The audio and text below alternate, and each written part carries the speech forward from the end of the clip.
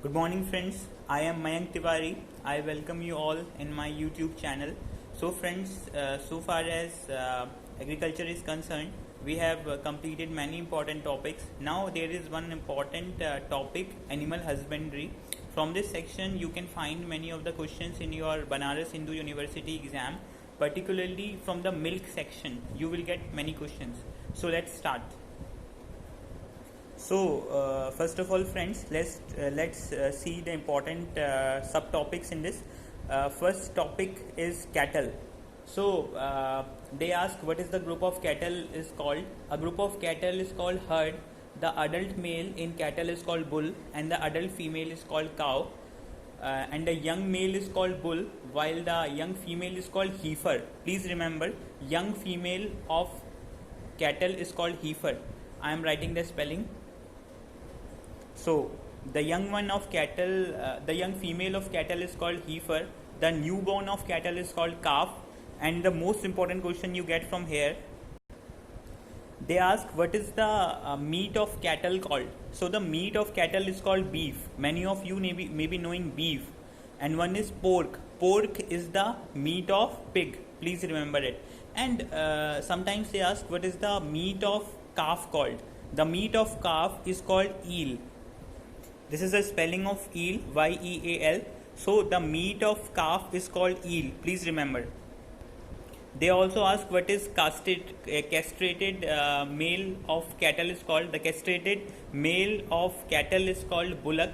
What is mating in cattle known as? It is known as serving. And what is parturition in cattle known as? It is known as calving. So students, the next important topic is buffalo. From buffalo, they also ask the same question. What is the group of buffalo known as? The group of buffalo is known as herd. And what is the adult female known as? It is known as buffalo only. And they ask what is the meat of buffalo called? Please remember, the meat of buffalo is called buffin. I am writing the spelling. The meat of buffalo is called buffin. Please remember it.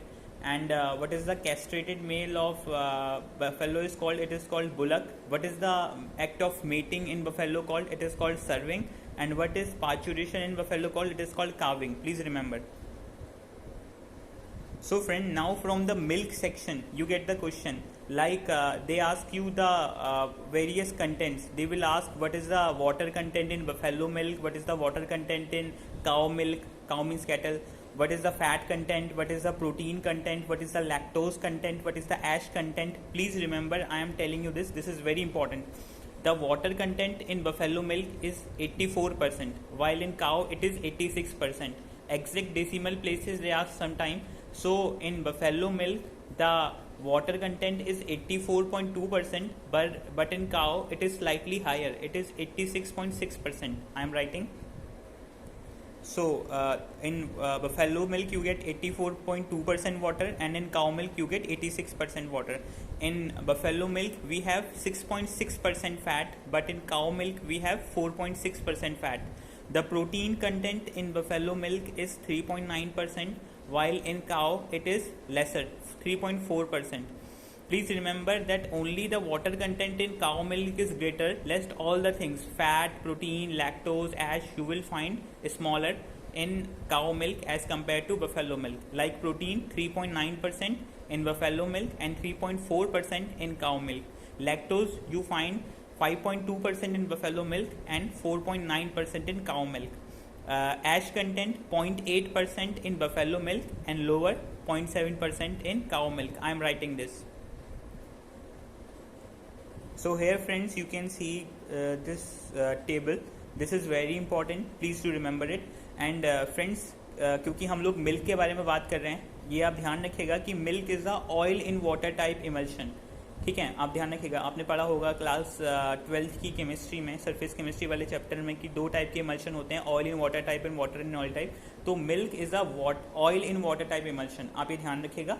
और जो milk protein है उसको casein बोलते हैं, CASIEN. मैं spelling लिख देता हूँ. तो फ्रेंड्स, जो मिल्क प्रोटीन है उसको केजिन कहते हैं. और casein exist only in milk, ये भी आप ध्यान रखिएगा. And is found in form of calcium caseinate phosphate complex. ये आप प्लीज़ ध्यान रखिएगा कि केजिन किस फॉर्म में होता है मिल्क में। It is in the form of calcium caseinate phosphate complex, ये प्लीज़ आप ध्यान रखिए। उसके बाद फ्रेंड्स एक इंपॉर्टेंट क्वेश्चन मिल्क से आपको और मिलेगा कॉम्पिटेटिव एग्जाम में कि natural acidity in milk is caused by presence of. तो नेचुरल एसिडिटी मिल्क में जो होती है वो होती है केजिन की वजह से, एसिड फॉस्फेट की वजह से और सिट्रेट की वजह से। प्लीज़ आप ध्यान रखिएगा। अब ये जो क्वेश्चन आता है ये आता है कि टाइट्रेबल एसिडिटी ऑफ काउ मिल्क और टाइट्रेबल एसिडिटी ऑफ बफेलो मिल्क ये कितनी होती है, आप ध्यान रखिएगा इसको। मैं आपको बता देता हूँ, काउ मिल्क की 0.13 to 0.14% और बफेलो मिल्क की 0.14 to 0.15%। प्लीज़ आप इसको ध्यान रखिएगा, इसमें से कई बार क्वेश्चन पूछे जाते हैं। उसके बाद फ्रेंड्स दो इंपॉर्टेंट पॉइंट्स और हैं जिनके बारे में आपको पता होना चाहिए कि पीएच ऑफ काउ मिल्क और pH of buffalo milk. PH of cow milk होता है 6.4 to 6.6, प्लीज़ आप इसे ध्यान रखिएगा। पहले बफेलो मिल्क का आप ध्यान रखिए। बफेलो मिल्क का होता है 6.7 to 6.8, तो pH of buffalo milk is 6.7 to 6.8 और pH of cow milk is 6.4 to 6.6। तो cow's milk is slightly more acidic than buffalo milk. उसके बाद स्पेसिफिक ग्रेविटी आपकी मिल्क की आपको पता होना चाहिए कैसे नापते हैं। Specific gravity of milk is measured by lactometer, आप इसे ध्यान रखिएगा। तो स्पेसिफिक ग्रेविटी काउ मिल्क की 1.028 to 1.030 होती है, आप प्लीज़ ध्यान रखिएगा इसे। Specific gravity of cow milk is 1.028 to 1.030 and for buffalo milk it is 1.030 to 1.032। Please friends आप इन्हें ध्यान रखिएगा। आपको लग रहा होगा कि डेटा बहुत ज़्यादा याद करना है मिल्क में, लेकिन क्योंकि इसमें से क्वेश्चन इसी तरीके के आते हैं, स्पेसिफिक ग्रेविटी, पीएच, ऐश, लैक्टोज, इसी तरीके से आपसे सारे क्वेश्चन पूछे जाएंगे, तो प्लीज़ आप इन्हें ध्यान रखिएगा। उसके बाद फ्रेंड्स आपसे फ्रीजिंग पॉइंट पूछ सकता है, तो जो फ्रीजिंग पॉइंट होता है बफेलो मिल्क का वो होता है -549 डिग्री सेंटीग्रेड और जो काउ मिल्क का होता है वो होता है -547 डिग्री सेंटीग्रेड। प्लीज़ आप इन वैल्यूज़ को ध्यान रखिएगा, ये एज इट ही पूछी जाती हैं। आपको ऑप्शन में -547 भी मिलेगा, 549 भी मिलेगा, 541 भी मिलेगा, तो प्लीज़ इसे एग्जैक्ट याद करने की कोशिश कीजिएगा। उसके बाद स्टूडेंट्स आपको एक क्वेश्चन मिलेगा सरफेस टेंशन से, तो सरफेस टेंशन आपको याद रखना पड़ेगा मिल्क का, इजी है याद रखना। 50 डाइन पर सेंटीमीटर स्क्वायर मिल्क का सरफेस टेंशन होता है। उसके बाद स्किम मिल्क का 52 डाइन पर सेंटीमीटर स्क्वायर होता है। स्किम मिल्क क्या होता है मैं आपको भी बताऊंगा। उसके बाद वाटर का सरफेस टेंशन भी आप याद रखिएगा, 72 डाइन पर सेंटीमीटर स्क्वायर वाटर का सरफेस टेंशन होता है, ये प्लीज़ आप ध्यान रखिएगा। और बॉइलिंग पॉइंट भी ध्यान रखिएगा, वाटर का होता है 100 डिग्री सेंटीग्रेड और मिल्क का थोड़ा सा ज़्यादा होता है 100.17 डिग्री सेंटीग्रेड। देखिए फ्रेंड्स मैंने लिख दिया है कि मिल्क का 59 पर सेंटीमीटर स्क्वायर होता है सरफेस टेंशन, स्किम मिल्क का 52 डाइन पर सेंटीमीटर स्क्वायर और वाटर का 72 डाइन पर सेंटीमीटर स्क्वायर। उसके बाद स्टूडेंट्स रिफ्रैक्टिव इंडेक्स भी आप ध्यान रखिएगा मिल्क का 1.3440 to 1.3485। उसके बाद बच्चों एक टॉपिक और है जिससे आपको क्वेश्चंस देखने को मिलेंगे, वो है मिल्क पास्चराइजेशन। तो पास्चराइजेशन क्या होता है? It is the heat treatment below 100 degree centigrade. याद रखिएगा पास्चराइजेशन 100 डिग्री सेंटीग्रेड से नीचे टेम्परेचर में किया जाता है। तो it is the heat temperature below 100 degree centigrade to inactivate the pathogen. अब इस पैथोजन का नाम आपको बहुत बार पूछा जाएगा, कॉक्सिएला बर्नेटी। तो जो कॉक्सिएला बर्नेटी होता है ये इंडेक्स ऑर्गेनिज्म है पास्चराइजेशन का, इसका नाम मैं लिख रहा हूँ, प्लीज़ आप ध्यान रखिएगा। ठीक है स्टूडेंट्स, ये नाम मैंने लिख दिया है, index organism of milk pasteurization Coxiella burnetii. तो अभी ये ध्यान रखिएगा कि कितने टाइप के पास्चराइजेशन होते हैं। सबसे पहले होता है बैच पास्चराइजेशन। तो बच्चों बेसिकली 4 टाइप के पास्चराइजेशन हैं। एक है बैच पास्चराइजेशन, एक है कंटिन्यूस पास्चराइजेशन, एक है वैक्यूरेशन और एक है UST ultra UST means ultra high temperature pasteurization. लगभग 122 डिग्री सेंटीग्रेड के आसपास ये होता है, इसलिए इसको अल्ट्रा हाई टेम्परेचर बोलते हैं। तो बच्चों बैच पास्चराइजेशन का एक नाम और है, इसको बोलते हैं एलटी टाइप ऑफ पास्चराइजेशन। ठीक है, अब बच्चों माइंड में क्वेश्चन आ रहा होगा कि एलटी क्या होता है। एलटी मीन्स होता है लो टेम्परेचर लॉन्ग टाइम। तो बैच पास्चराइजेशन मेथड में हम मिल्क को 63 डिग्री सेंटीग्रेड पे रखते हैं 30 मिनट्स के लिए, प्लीज़ आप ये ध्यान रखिएगा। तो फ्रेंड्स जैसे कि मैं बता रहा था आपको 63 डिग्री सेंटीग्रेड और 30 मिनट, वैसे ही कंटिन्यूस पास्चराइजेशन होता है। Continuous pasteurization is also called HTST का मतलब होता है high temperature short time. Please आप ध्यान रखिएगा। अब देखिए इसमें टाइम डिफरेंस बहुत पूछा जाता है, जैसे बैच पास्चराइजेशन में आप 30 मिनट्स के लिए रखते हैं, कंटिन्यूस पास्चराइजेशन में बस हम 15 सेकंड के लिए उसको एक्सपोज करते हैं, बस टेम्परेचर ज़्यादा होता है पहले वाले से। उसके बाद थर्ड जो आप देख रहे हो वैक्यूरेशन, वैक्यूरेशन बस कुछ नहीं होता, ये वैक्यूम पास्चराइजेशन होता है, इसको बस 3 या 4 सेकंड के लिए करते हैं। उसके बाद यूएचटी है, अल्ट्रा हाई टेम्परेचर, मैंने आपको बताया था, ये 135 से 150 डिग्री सेंटीग्रेड के लिए करते हैं, मतलब इतने टेम्परेचर पे करते हैं, और 3 या 4 सेकंड के लिए आप इसको करते हो। हाँ स्टूडेंट्स, आप एक बात और ध्यान रखिएगा कि जैसे मिल्क पास्चराइजेशन के लिए इंडेक्स ऑर्गेनिज्म कॉक्सीसेला बर्नेटी है, वैसे ही index enzyme for milk pasteurization is alkaline phosphatase. Please आप ध्यान रखिएगा, index enzyme for milk pasteurization is alkaline phosphatase. उसके बाद बच्चों एक टॉपिक और इम्पॉर्टेंट है, सिंथेटिक मिल्क। तो सिंथेटिक मिल्क कैसे बनाते हैं, इसके लिए हमें चाहिए 4 कॉन्स्टिट्यूएंट। एक होता है NaOH, सोडियम हाइड्रोक्साइड, दूसरा डिटर्जेंट, तीसरा वेजिटेबल ऑयल और चौथा यूरिया। प्लीज़ आप ध्यान रखिएगा कि सिंथेटिक मिल्क बनाने के लिए हमें 4 कंपोनेंट चाहिए। सबसे पहले NaOH, NaOH से हम मिल्क की न्यूट्रलाइज करते हैं acidity. NaOH is use for neutralizing the acidity. उसके बाद detergent to emulsify the oil, oil को इमल्सीफाई करने के लिए डिटर्जेंट यूज करते हैं। उसके बाद वेजिटेबल ऑयल जो होता है वो हम यूज करते हैं एज अ मिल्क फैट। उसके बाद यूरिया को हम यूज करते हैं SNF। SNF का मतलब होता है सॉलिड नॉट फैट। तो ये चारों कंपोनेंट मैंने लिख दिए हैं, अब ध्यान रखिएगा इनका। उसके बाद बच्चों एक टेस्ट होता है जिसको बोलते हैं यूरिया टेस्ट। ये डिफ्रेंशिएट करने के लिए होता है जेन्यून मिल्क को और सिंथेटिक मिल्क को। तो यूरिया टेस्ट में अगर आप जेन्यून मिल्क को मतलब हीट करेंगे तो पेल येलो कलर होता है जेन्यून मिल्क का हीट करने पे, लेकिन अगर आप सिंथेटिक मिल्क को हीट करेंगे तो इसका डार्क येलो कलर हो जाता है। प्लीज़ आप ध्यान रखिएगा। उसके बाद बच्चों एक टॉपिक और इम्पॉर्टेंट है जिसको बोलते हैं होमोजेनाइजेशन।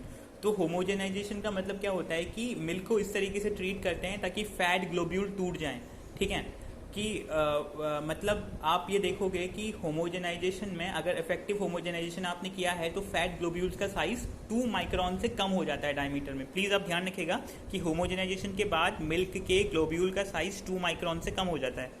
अब बच्चों होमोजेनाइजेशन के एडवांटेज क्या होते हैं कि कोई भी फॉर्मेशन नहीं होता क्रीम लेयर का। दूसरा, fat in milk do not शन ड्यू टू रफ हैंडलिंग और एक्सेस एजिटेशन। अगर आप मिल्क की रफ हैंडलिंग भी कर रहे हो या फिर एक्सेस एजिटेशन भी कर रहे हो तो फैट जो होगा उसकी चर्निंग नहीं होगी और milk will be more palatable due to brighter appearance. Please आप इसे ध्यान रखिएगा।